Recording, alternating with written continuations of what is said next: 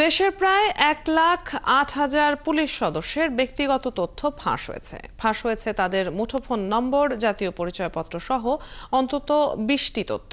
এছাড়া বিভিন্ন সরকারি সংস্থার অ্যাডমিন প্যানেলে প্রবেশের 4,717টি আইডি ও পাসওয়ার্ড বেহাত হয়েছে।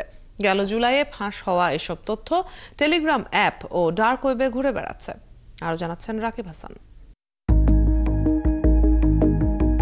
পুলিশের তথ্য ভাণ্ডারের সবচেয়ে গুরুত্বপূর্ণ হল ক্রাইম ডেটা ম্যানেজমেন্ট সিস্টেম বা সিডিএমএস। এতে একটি মামলা শুরু থেকে শেষ পর্যন্ত অন্তত 50 ধরনের তথ্য থাকতে পারে।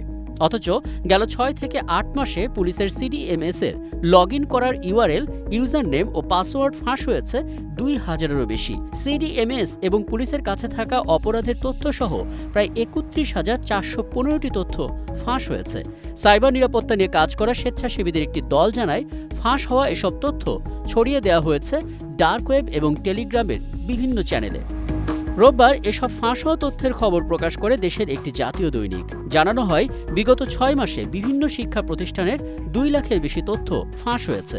পাশাপাশি সরকারি সেবা সংস্থা, পরিবহন সংশ্লিষ্ট সরকারি সংস্থা, কয়েকটি নিয়ন্ত্রক সংস্থারও তথ্য বেহাত হয়েছে। এই পরিস্থিতিতে দ্রুত তদন্তের তাগিদ দিলেন সাইবার নিরাপত্তা বিশ্লেষকরা। একই সাথে যেকোনো সংবেদনশীল তথ্য ব্যবহারে সুনির্দিষ্ট নীতিমালা ও ফ্রেমওয়ার্ক তৈরির পরামর্শ তাদের। দৃশ্যমান শাস্তি যদি প্রতিষ্ঠা লাভ না করে তাহলে একই ঘটনা পুনরাবৃত্তি ঘটবে। তো সুতরাং এই ক্ষেত্রে যে বিষয়টি বলতে চাই, পূর্বের অভিজ্ঞতার আলোকে নতুন যারা আমাদের দায়িত্বপ্রাপ্ত হয়েছেন তাদের প্রতি আমাদের আহ্বান যে পূর্বের অভিজ্ঞতার আলোকে এবং তদন্ত ভিত্তিতে আমাদের ফ্রেমওয়ার্ক এবং নীতিমালায় যে দুর্বলতাটা আছে সেটা কাটিয়ে উঠে সামনে এগোতে হবে। ইন্টারনেট ভিত্তিক গুরুত্বপূর্ণ সেবাগুলো দেবার জন্য দেশের অভ্যন্তরীণ নেটওয়ার্কই যথেষ্ট নিরাপদ। এই অভ্যন্তরীণ নেটওয়ার্ককে বলে ইন্ট্রানেট। প্রযুক্তি বিশ্লেষকরা বলছেন, দেশজুড়ে ইন্ট্রানেট সেবা ব্যবহার বাড়ানো গেলে তথ্য ফাঁস ঠেকানো অনেকটাই সম্ভব হবে।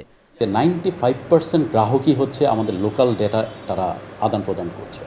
অনলি 5% লোক হচ্ছে পিওর ইন্টারনেটের দরকার পড়ছে। এবং আমাদের যে প্রতিষ্ঠানগুলি আছে, এই প্রতিষ্ঠানগুলি যে আমাদের টোটাল দেশে যদি একটা ইন্টারনেটের একটা অবকাঠামো তৈরি করা হয় এবং প্রত্যেকটা প্রতিষ্ঠান যদি এইটার ইন্টারনেটের ভিতরে কানেক্টেড থাকে, তাহলে কিন্তু আমাদের বাইরের যে এক্সেসগুলি আছে, এক্সেস মনিটরিং করাটা কিন্তু খুব সহজ, যে কে তথ্যটা কোন গেটওয়ে দিয়ে যাচ্ছে। এছাড়া তথ্য সুরক্ষায় ব্যক্তি সচেতনতা বাড়ানোর তাগিদও দিলেন প্রযুক্তি বিশ্লেষক। রাকিব হাসান, ৭১, ঢাকা।